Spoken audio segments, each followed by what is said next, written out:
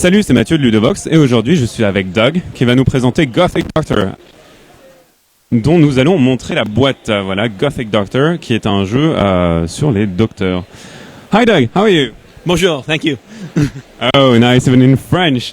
How is it going so far for this GenCon? Great, GenCon has been totally awesome. It's been a lot of fun, having a great time, showing the game to a lot of people. It's been great. Is it your first GenCon? No, this is my second. I was out here last summer. Okay, so what is Gothic Doctor about? Can you tell us about it? What are the core mechanics of the game? And, well, can you explain that to us? Absolutely. So Gothic Doctor is a game where doctors are treating patients from Gothic literature.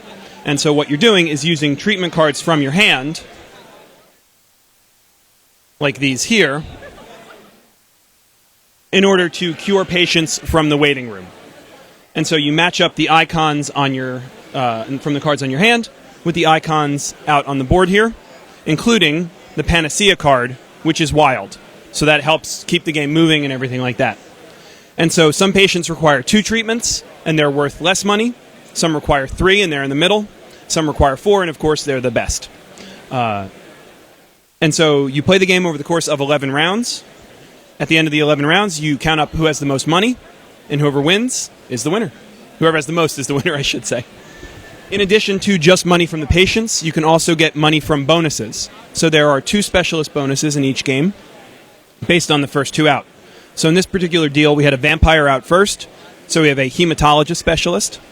And then we had a lycanthrope out second, so we have a veterinarian specialist. And so if you treat 3 of those, you get the specialist bonus for that. And I see an action deck here. So what are the actions about? Can you tell me? Sure.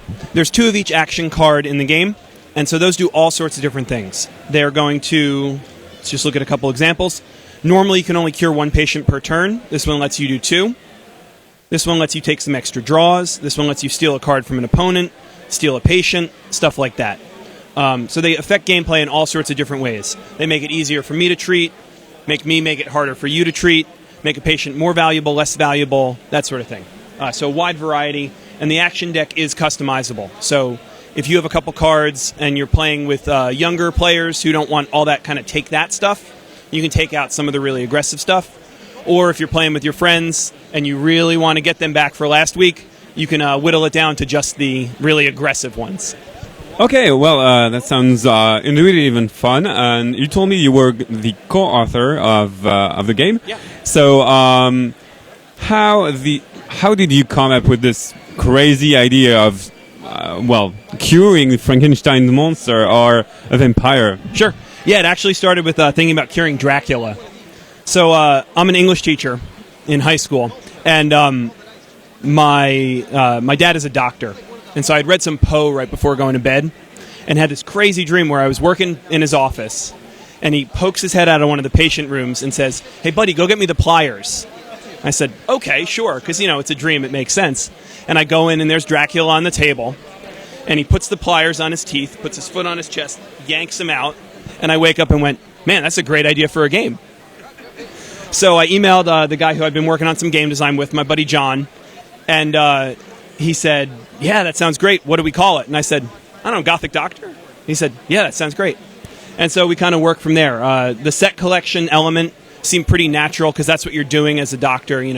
This patient needs this, this, and this.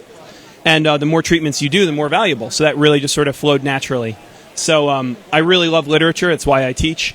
And so we went through the books and really thought about what would be the best classes to use and the most fun patients and all that. So, yeah. Okay, good. And do you plan on making any expansions for it? No plans for that right yet. I'm working on some other designs right now, but who knows about the future? Okay. I should say there is one expansion already. Sorry. So yes, we are planning on doing some expansions we already have. Okay, and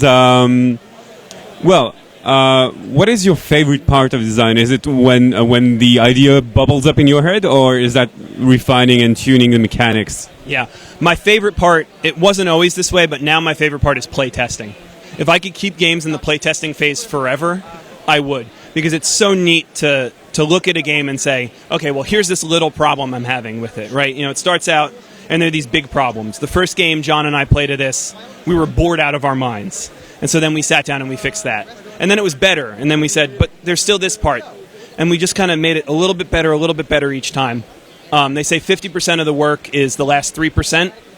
And that's that part I really love, where it's like, well, this is great, except for that one thing. How do we fix that without ruining everything else? And so that problem-solving thing is really awesome. Matter of balance, I suppose. Yeah, exactly. Well, thank you very much for giving us this time. So you're an English teacher. Can you say anything in French, except for bonjour, which you already said? I'm ashamed to say I took 6 years of French in middle school and high school. And I remember so little that I could try, but I would really just embarrass myself.